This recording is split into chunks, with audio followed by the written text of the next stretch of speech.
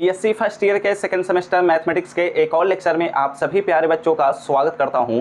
मैं हूं आपका भैया ऋषभ सिंह और आप सभी देख रहे हैं आपका अपना यूट्यूब चैनल ऋषि क्लासेस। और आज के इस वीडियो में हम बात करने वाले हैं जो हमारा पेपर है matrices and differential equations and geometry, उसका जो हमारे पास यूनिट 5 आता है जो कि ज्योमेट्री का पहला चैप्टर है। उसमें हम बात कर रहे थे कि सिस्टम ऑफ कॉनिक्स क्या होते हैं एंड ट्रेसिंग ऑफ कॉनिक्स क्या होते हैं, इसके बारे में हम पढ़ रहे थे। और उसी के ही एक और टॉपिक का हम लेक्चर लेकर आ चुके हैं। और इस लेक्चर में हम बात करने वाले हैं कि अगर हमारे पास कोई भी एक कॉनिक दिया गया है तो उसका हम एसिम्प्टोट कैसे फाइंड आउट कर सकते हैं, उसका क्या इक्वेशन होता है, इसके बारे में हम पूरा डिटेल से समझने वाले हैं। और इसके बेस पर हम कुछ न्यूमेरिकल्स को भी ट्राई करेंगे।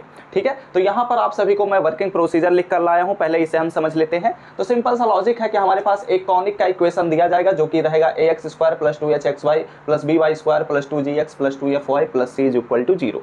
ठीक है, फिर हम अपनी तरफ से सपोज करेंगे कि जो हमारे पास एसिम्प्टोट का इक्वेशन होगा वो होगा ax² + 2hxy + by² + 2gx + 2fy + c।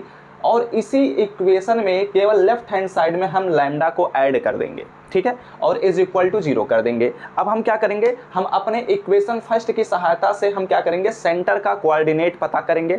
जैसा हम ऑलरेडी पिछले लेक्चर्स में बात कर चुके हैं कि अगर हमारे पास कोई भी एक कॉनिक दिया गया है तो उसके सेंटर का हम कोऑर्डिनेट कैसे पता करते हैं। सिंपली हम क्या करेंगे, इसको हम x के रिस्पेक्ट में पार्शियली डिफरेंशिएट करेंगे, y के रिस्पेक्ट में पार्शियली डिफरेंशिएट करेंगे और उसके बाद दो इक्वेशन बनेंगे, उन दोनों इक्वेशन से x और y के वैल्यू को फाइंड आउट करेंगे और वही हमारे पास क्या बन जाएगा, सेंटर का कोऑर्डिनेट, जो जिसे मैं कह रहा हूं कि ये अल्फा और बीटा है। ठीक है, फिर अब हम क्या करेंगे, इन अल्फा और बीटा के वैल्यूज को क्या करेंगे, अपने इक्वेशन नंबर 2 में सब्स्टिट्यूट करेंगे। इक्वेशन 1 से फाइंड आउट किए, इक्वेशन नंबर 2 में सब्स्टिट्यूट किए और जब यहां पर हम सब्स्टिट्यूट करेंगे x और y के वैल्यूज को अल्फा और बीटा से रिप्लेस करेंगे तो उस सिचुएशन में हमारे पास लैम्डा का वैल्यू फाइंड आउट हो जाएगा।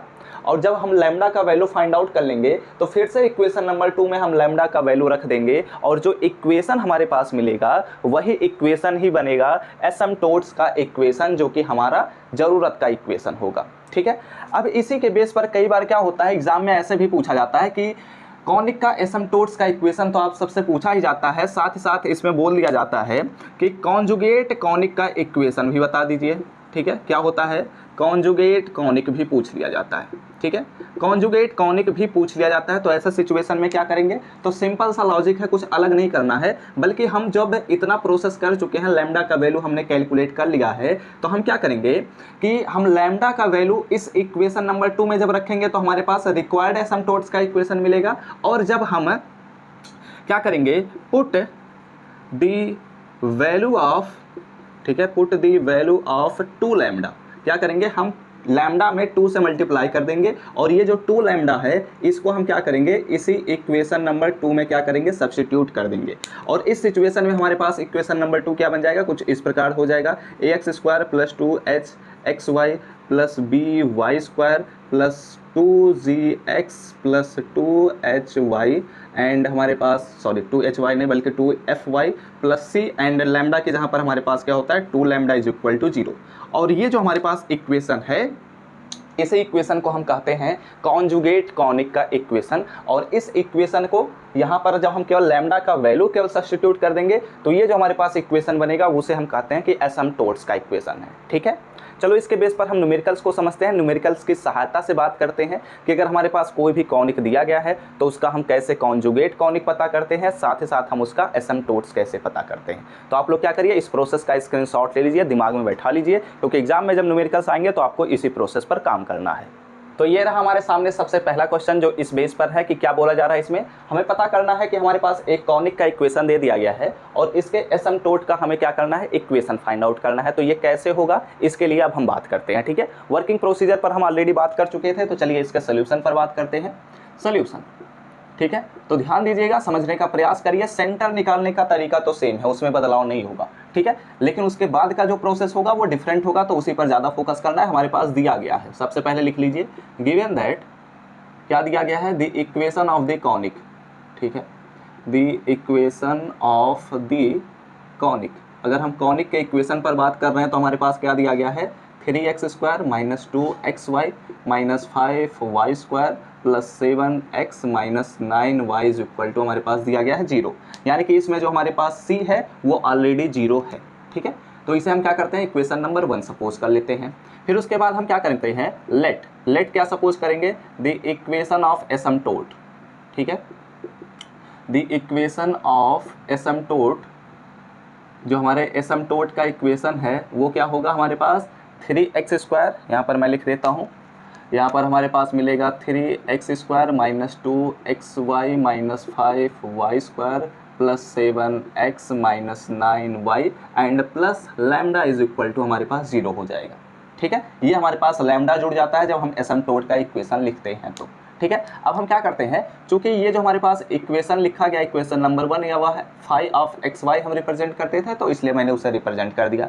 अब हम क्या करेंगे कि पार्शियली, ठीक है, यहाँ पर मैं लिख देता हूँ, पार्शियली डिफरेंशिएटिंग इक्वेशन फर्स्ट किसके रिस्पेक्ट में, with respect to x and y, x और y के रिस्पेक्ट में हम क्या करेंगे, इक्वेशन नंबर 1 को पार्शियली डिफरेंशिएट करेंगे, क्योंकि हम क्या चाहते हैं, सेंटर का कोऑर्डिनेट चाहते हैं। ठीक है, तो यहाँ पर हमारे पास क्या होगा, डेल फाई अपॉन में del x is equal to क्या मिलेगा, यहाँ पर मिलेगा 6x हो जाएगा।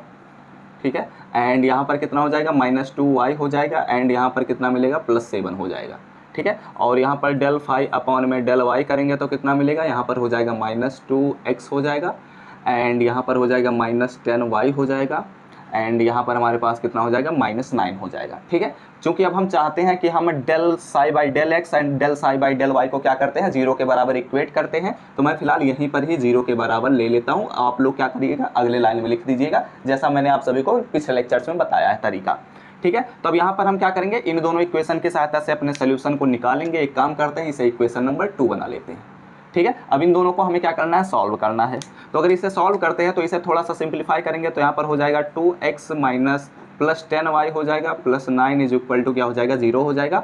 और यहाँ पर अगर देखा जाए, चलो इसे भी बना लेते हैं कुछ इक्वेशन। ये हमारे पास इक्वेशन नंबर 3 हो गया, ये हमारे पास इक्वेशन नंबर 4 हो गया। ठीक है, अब हम क्या करते हैं, या तो x को एलिमिनेट कर दें या तो y को एलिमिनेट कर दें। तो ऐसा करते हैं, इसमें 3 से मल्टीप्लाई कर देते हैं, तो ये हमारे पास बराबर हो जाएंगे। तो यहाँ पर मैं लिख देता हूँ कि मल्टीप्लाई, ठीक है, मल्टीप्लाई इक्वेशन 4, हम क्या करते हैं, इक्वेशन 4 को मल्टीप्लाई कर देते हैं बाई किससे, 3 से। ठीक है, जब हम 3 से मल्टीप्लाई करेंगे तो हमारे पास कितना हो जाएगा, 6x प्लस 30y हो जाएगा, प्लस 9 3 27 इज इक्वल टू क्या हो जाएगा, 0 हो जाएगा। ठीक है, अब हम क्या करते हैं, इक्वेशन 3 और इक्वेशन समथिंग बना लेते हैं। चलो इक्वेशन नंबर 5 को हम क्या करते हैं, सब्ट्रैक्ट कर देते हैं। तो यहाँ पर मैं लिख देता हूँ कि सब्ट्रैक्टिंग इक्वेशन, कौन सा equation, equation 3 and 5, equation 3 and 5 को हम क्या करते हैं, सब्ट्रैक्ट कर देते हैं। तो जब हम सब्ट्रैक्ट करेंगे तो x से कैंसिल आउट होगा, ये हमारे पास सब्ट्रैक्ट होने के बाद हो जाएगा माइनस 32y हो जाएगा, एंड ये हमारे पास सब्ट्रैक्ट होने के बाद हमारे पास हो जाएगा माइनस 20 इज इक्वल टू क्या हो जाएगा, 0 हो जाएगा। इसको और सिंप्लीफाई करते हैं, तो यहाँ पर हो जाएगा हमारे पास 30y इज इक्वल टू क्या हो जाएगा, माइनस 20 हो जाएगा। ठीक है, ये तो होगा, क्योंकि यहाँ पर हमारे पास माइनस ऑलरेडी था, उधर मैंने भेजा, इसको प्लस बनाया, और यहाँ पर जो माइनस था उसे मैंने उधर भेजा, तो हमारे पास हो जाएगा, हमारे पास 32y हो जाएगा। Okay, are you getting my point. अब देखिए यहाँ पर अगले स्टेप पर हम क्या करते हैं, डिवीजन कर देते हैं। तो y इज इक्वल टू हमारे पास कितना मिलेगा, अगर यहाँ पर हम डिवीजन करेंगे तो यहाँ पर हमारे पास y निगेटिव में मिल रहा है, और साथ ही साथ 20 बटे कितना मिल रहा है, 32 मिल रहा है। तो जब इसको हम थोड़ा सा सिंप्लीफाई करेंगे 20 बटे 32, तो यहाँ पर हम क्या करते हैं, वही इसे हम काटेंगे तो यहाँ पर हो जाएगा हमारे पास 10, और यहाँ पर हम काटेंगे तो 16 हो जाएगा।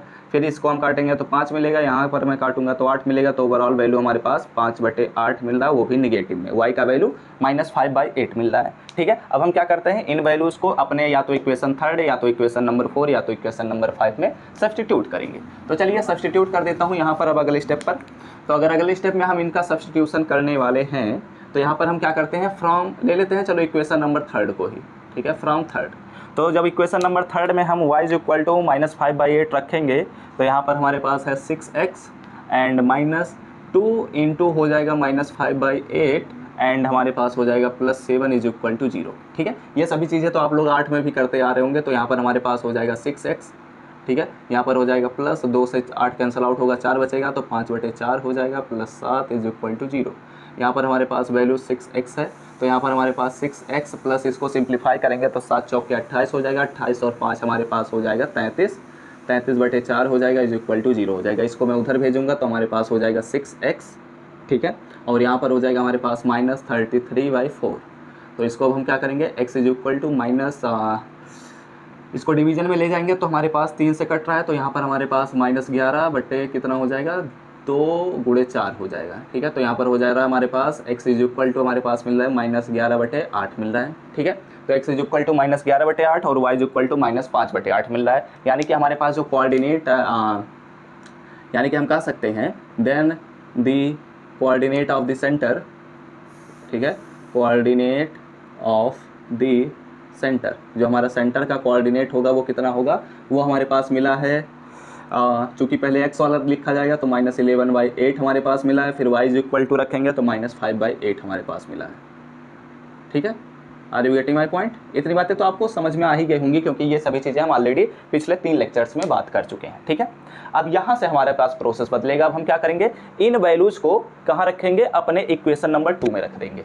तो यहाँ पर अब हम क्या करते हैं, पुटिंग, ठीक है, putting x is equal to -11/8 and y is equal to -5/8 in equation, कौन से इक्वेशन में, इक्वेशन नंबर 2 में हम रख देंगे, ठीक है। तो जब हम इक्वेशन नंबर 2 में रखेंगे इन वैल्यूज़ को, हमारे पास क्या मिलेगा, यहाँ पर है हमारे पास 3 एंड एक्स स्क्वायर यानी कि -11/8 का होल स्क्वायर प्लस, हाँ सॉरी, यहाँ पर है -2 और x का वैल्यू है -11/8 एंड y का वैल्यू हमारे पास कितना है, -5/8, ठीक है। एंड यहाँ पर हमारे पास कितना है, -5 वाई स्क्वायर यानी कि हमारे पास हो जाएगा -5/8 का होल स्क्वायर हो जाएगा, एंड प्लस हमारे पास है 7 × x यानी कि -11/8 हो जाएगा, एंड माइनस हमारे पास है 9 यानी कि यहाँ पर y भी है तो y का वैल्यू हमारे पास -5/8 हो जाएगा, एंड हमारे पास plus lambda is equal to 0 हो जाएगा। मैं एक बार चेक कर लेता हूँ क्या वो सभी चीज़ें स्क्रीन में आ रही हैं या नहीं आ रही हैं। हाँ बिल्कुल आ रही हैं। तो अब चलो अगले स्टेप पर हम बात करते हैं, ठीक है। इतनी बातें आपको समझ में आए, कोई दिक्कत नहीं होनी चाहिए, बहुत ही आसान सा स्टेप हमने किया है। तो अब देखो हम क्या करते हैं, इसको सिंप्लीफाई करना पड़ेगा और कोई ऑप्शन है नहीं, ठीक है। तो अगर इसे हम सिंप्लीफाई करते हैं तो यहाँ पर हमारे पास कितना मिलेगा, कैसे होगा देखते हैं। यहाँ पर अगर हम करते हैं तो पहले तो माइनस का स्क्वायर करूँगा तो प्लस हो जाएगा, तो बात खत्म हो गई।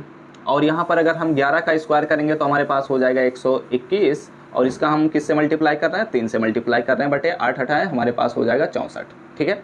यहाँ पर हमारे पास माइनस रहेगा और ये अगर हम बात करते हैं तो प्लस हो जाएगा, और 11 × 5 = 55, तो 2 गुणे हमारे पास थोड़ा सा नीचे लिखना चाहिए नहीं तो दिक्कत हो करेगा भी। यहाँ पर हमारे पास 3 गुणे 121 बटे 8 हो जाएगा, और यहाँ पर -2 गुणे हमारे पास कितना हो जाएगा, 11 × 5 = 55 और बटे कितना हो जाएगा, 64 हो जाएगा। यहाँ पर अगर देखा जाए तो माइनस हो जाएगा क्योंकि ये प्लस बन जाएगा। यहाँ पर हमारे पास 5 गुणे 25 बटे 64 हो जाएगा, और यहाँ पर देखा जाए तो माइनस हो जाएगा 7 गुणे 11 बटे 8 ही रहेगा, और यहाँ पर अगर देखा जाए तो प्लस हो जाएगा और कितना मिलेगा, 9 गुणे 5 बटे 8 हो जाएगा, और यहाँ पर plus lambda is equal to 0 हो जाएगा। लैम्डा का वैल्यू कैलकुलेट करना है चाहे जैसे आप कर लीजिए, ठीक है। तो यहाँ पर अब हम क्या करते हैं, मल्टीप्लाई कर देते हैं। तो मैं इसी लाइन में मल्टीप्लाई भी कर देता हूँ। तो 3 से मल्टीप्लाई करेंगे 3 हो जाएगा, 6 हो जाएगा, 3 हो जाएगा, यानी कि यहाँ पर हमारे पास ओवरऑल वैल्यू मिल रहा है 3 6 3, ठीक है। अगर यहाँ पर देखा जाए तो 2 × 5 = 10 और 2 × 5 = 10 यानी कि हमारे पास हो जाएगा 110, ठीक है। तो यहाँ पर हमारे पास ओवरऑल वैल्यू क्या कितना मिल रहा है, 110, ठीक है। यहाँ पर देखा जाए तो यहाँ पर हमारे पास 25 × 5 = 125 होता है, तो यहाँ पर हमारे पास हो जाएगा 125, ठीक है। यहाँ पर देखा जाए तो 11 × 7 = 77 होता है, तो ये हो gया हमारे पास इतना। 9 × 5 = 45 होता है, तो ये मैंने लिख दिया 45, ठीक है। अब हम क्या करते हैं, यहाँ पर चूंकि 8 नहीं बल्कि 64 है क्योंकि 8 का स्क्वायर हमने किया था, ठीक है। अब हम क्या करते हैं, 64 का एलसीएम ले लेते हैं। तो यहाँ पर 64 हो गया, यहाँ पर हो गया 363, एंड यहाँ पर देखा जाए तो -110 हो जाएगा, यहाँ पर -125 हो जाएगा, और यहाँ पर हमें 77 में 8 से मल्टीप्लाई करना रहेगा। तो 7 × 8 = 56 और 5 से और आया 7 × 8 = 56 और 5 हमारे पास हो जाएगा 61, ठीक है। यहाँ पर देखा जाए तो प्लस हो रहा है, और फिर यहाँ पर भी हमें 8 से मल्टीप्लाई करना रहेगा। तो 8 × 5 = 40 और 8 के 32, 32 × 4 = 36, ठीक है। एंड प्लस हमारे पास लैम्डा वैसे छोड़ दीजिए, कोई दिक्कत की बात नहीं है, plus lambda is equal to 0, ठीक है। अब इसको हम क्या करते हैं, सिंप्लीफाई करते हैं।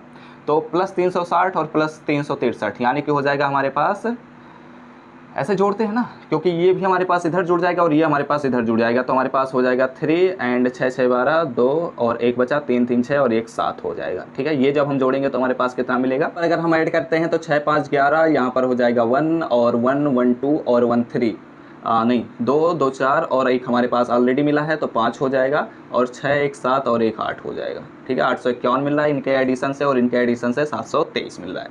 Plus lambda is equal to क्या हो जाएगा, 0 हो जाएगा। इसको और सिंप्लीफाई करते हैं तो यहाँ पर हमारे पास कितना मिलेगा, ये बड़ा क्वांटिटी है तो हमारे पास निगेटिव में मिलेगा, और 11 में से 3 जाएगा तो हमारे पास मिलेगा 8, और 84 में से जब हम 72 को ले जाएंगे तो हमारे पास कितना मिलेगा, 100 नहीं, यहाँ पर हमारे पास 84 में से 72 तो जाएगा, 12 बचेगा। ठीक है, और हमारे पास बच रहा है 64, और plus lambda is equal to क्या मिल रहा है, 0 मिल रहा है। ठीक है, अब इतनी जब हमारे पास वैल्यूज़ मिल रहे हैं तो इसे हम सिंप्लीफाई कर लेते हैं। ये 64 से ये 128 जब हमारे पास कटेगा तो बचेगा 2।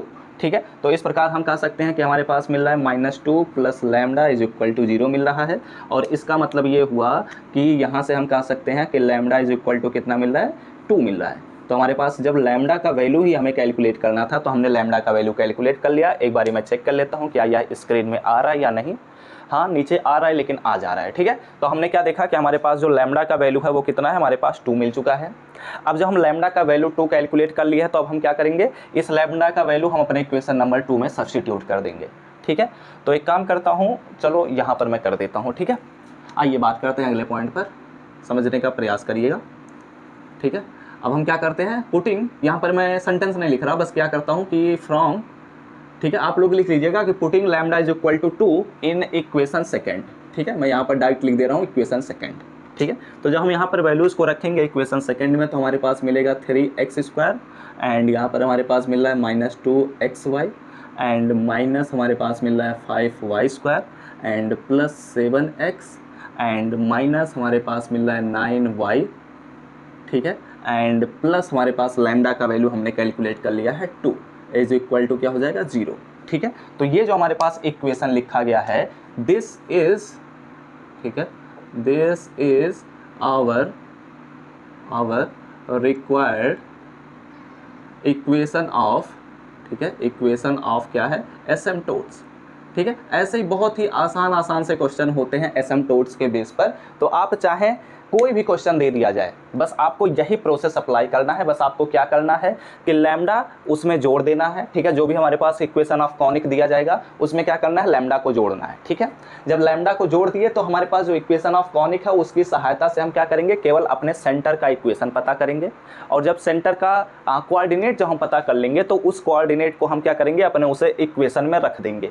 ठीक है, और जब हम इक्वेशन में रखेंगे तो वो क्या हो जाएगा, हमारे पास लैम्डा का वैल्यू दे देगा, और जब लैम्डा का वैल्यू पता चल जाएगा तो फिर हम अपने इक्वेशन नंबर 2 में सब्स्टिट्यूट कर देंगे, और वो हमारे पास क्या बन जाएगा, इक्वेशन ऑफ एसिम्पटोट्स बन जाएगा। ठीक है, अगर ऐसे ही आप सभी से कॉन्जुगेट कॉनिक बोला गया होता तो आप क्या करना है, कुछ नहीं करना है, एसिम्पटोट्स का हमने इक्वेशन लिख ही दिया है, बस आपको क्या करना है, लैम्डा में 2 से मल्टीप्लाई कर देना है। तो जब 2 से मल्टीप्लाई करते हैं तो कितना मिल जाता है, 4 मिल जाता है। तो यहाँ पर लैम्डा का वैल्यू हम केवल बस 4 रख देते और वह इक्वेशन ऑफ कॉन्जुगेट कॉनिक बन जाता। ठीक है, कोई दिक्कत नहीं होगी। यही हमारे पास रिक्वायर्ड इक्वेशन ऑफ एसिम्पटोट है। काफ़ी सारे बुक्स को देखेंगे तो इसको और भी ज़्यादा सिंप्लीफाई किया गया होता है, लेकिन अगर आप यहीं पर छोड़ देते हैं तो भी आपको कोई दिक्कत नहीं होगी, आपको पूरे नंबर दिए जाएंगे। ठीक है, तो अभी आप क्या करिए, इसका स्क्रीनशॉट ले लीजिए, और फिलहाल अब इस लेक्चर को यहीं पर हम समाप्त करेंगे। वैसे मैं सोचा था कि 2-3 क्वेश्चन करा दूंगा, लेकिन इसकी कोई आवश्यकता नहीं है, और आई थिंक अब अगले 2 लेक्चर में हम अपने system of conics and tracing of conics को कंप्लीट कर लेंगे। ठीक है, तो उम्मीद करता हूँ आप सभी को यह सीरीज पसंद आ रहा होगा। अगर अच्छा लगा रहा हो वीडियो तो लाइक करिएगा, साथ ही साथ कमेंट करके बताएगा कि आप सभी को लेक्चर समझ में आया है या नहीं, और अगले लेक्चर्स के नोटिफिकेशन पाने होंगे तो सब्सक्राइब करने के साथ बेल आइकन को जरूर ऑल पर सेलेक्ट कर लीजिएगा, अपने दोस्तों के साथ शेयर भी कर दीजिएगा। तो हम सब मिलते हैं अपने नेक्स्ट लेक्चर में, तब तक पढ़ते रहिए, संघर्ष करते रहिए और सफल होते रहिए।